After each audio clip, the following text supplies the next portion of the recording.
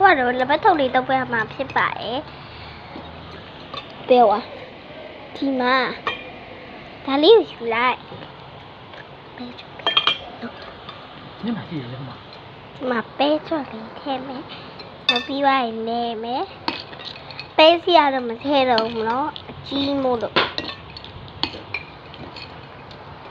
ပြီးစားပြမယ်ဒီမှာပေါ့နော်ခုနနဲ့တိုင်းလက်ပတ်သမီးလေးခုနဟာကြီးပါမပြောလိုက်ရတယ်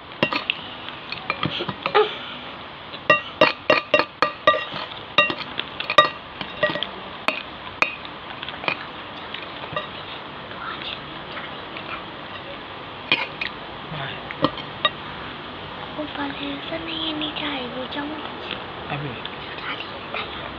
ပြောမယ်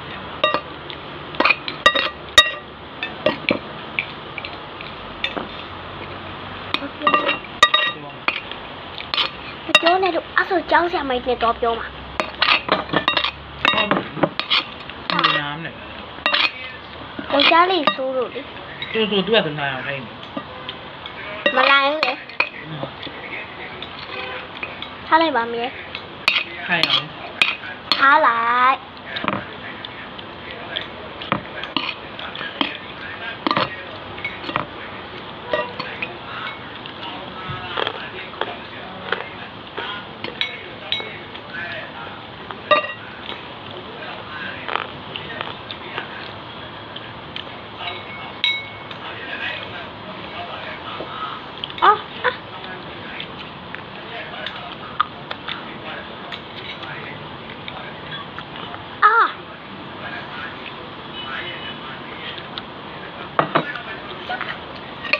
ကျွေးခဏနေကြအောင်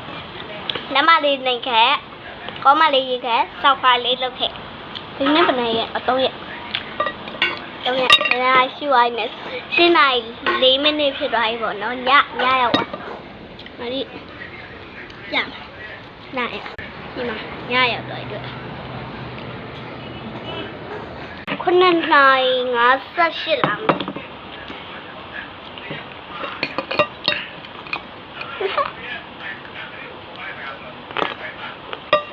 ဟိုဟာကြီးလေပြည့်စုံကြရွှေငါးကြီးလက်ဆက်နေတာဟုတ်ပါဘူးဟဲ့သမီးကောက်လေးကိုလည်းလောက်ခဲ့ကိုပြပြောပြမှာနော်လမ်းမလေးနေခဲ့ကွန်မလေးရေးခဲ့ငပဲနော်အကြီးလေကြီးလေးလေပြင်လဲငပဲခေါ်